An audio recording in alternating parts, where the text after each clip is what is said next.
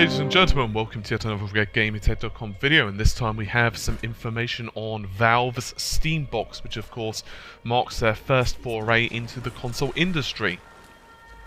Gabe Newell has announced that the Steambox itself will be starting to go into prototype and be ready for prototype, shall I say, within the next 4 months. There are some issues with it apparently, and at the moment they are mostly heat related, along of course with noise. Now I've mentioned this a few times in previous videos, mostly concerning the Xbox 720 and PS4. The problem is, once you start getting a really powerful device in a fairly closed environment, a fairly small enclosed environment, you start to have heat and noise issues. Why noise? Because obviously you're trying to cool the thing, and generally speaking the cheapest and easiest way to cool things is through fans, in other words air. Of course, you could do it other ways as well, such as H2O, in other words, water cooling, but it's not generally speaking going to be feasible for a console. Anyway, I digress a little bit. There are a few other issues right now that Gabe's looking at, and that includes actually adding a body sensors to you. So they could actually develop software to adapt to that. In other words, for example, let's say a Left 4 Dead, Newell said, you need to actually be able to directly measure how aroused the player is, what their heart rate is, things like that, in order to offer them a new experience each time they play. In other words, the more scared you are, the game will respond in kind. On the other hand, if you're not really that terrified, or you don't really feel that your pulse is pounding, the game will start, throwing things at you. That's not a quote, that's me surmising. Meanwhile, Microsoft's boss is saying that he doesn't believe Valve is a competitor, at least a main competitor, and he's saying that Sony, Nintendo, Apple, and indeed even Google are.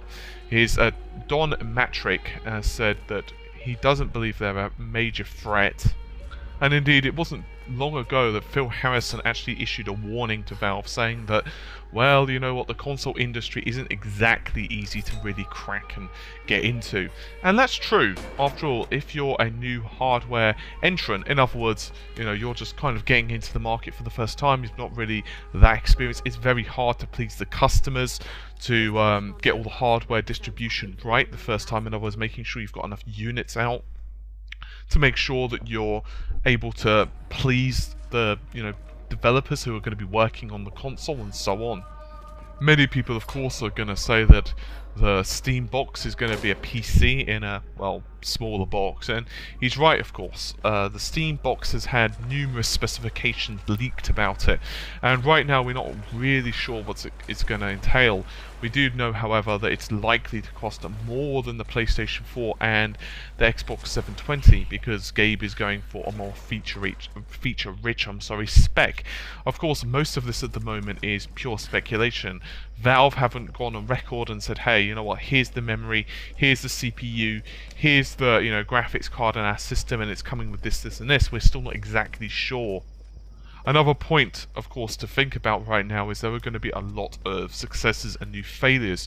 Don't forget that for a while in the console industry, and I use for a while in a very loose term, if you look, for example, in the 70s and 80s and even the 90s to a degree, there were actually quite a few smaller releases for hardware for consoles. In other words, a smaller manufacturer or a manufacturer may produce a game, for example, the Philips with their CDI and so forth, would release a console and it may or may not be successful.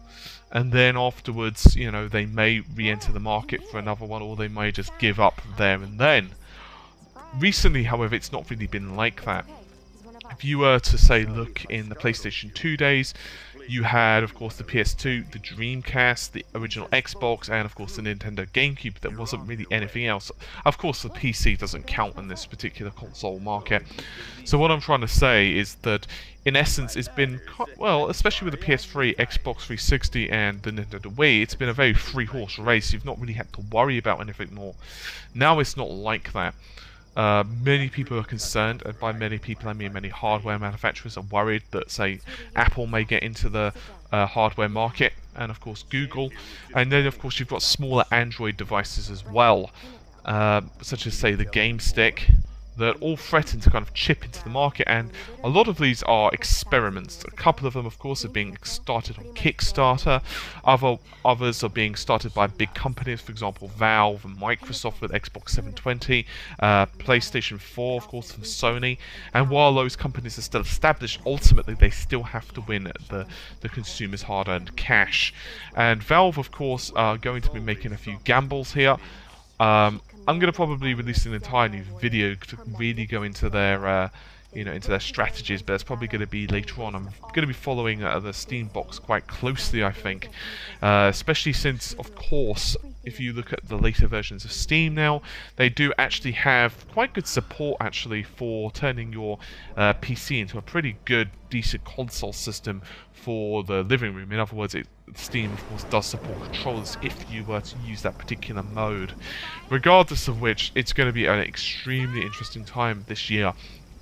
I think all of this year, from now basically until maybe even early to mid 2014, is going to really heat up. After all, we know that PlayStation 4 isn't going to be released until near the end of this year, and even if, let's say, the Xbox 720 is released at the same time, and of course, this continues, the fact of the matter is, it's going to take a while for the market to really adjust to so many different consoles on the market, and you've got to bear in mind as well that a lot of people are going to be slow on the uptake. In other words, it could take 6, 12, or even 24 months before people are really ready to buy the next console.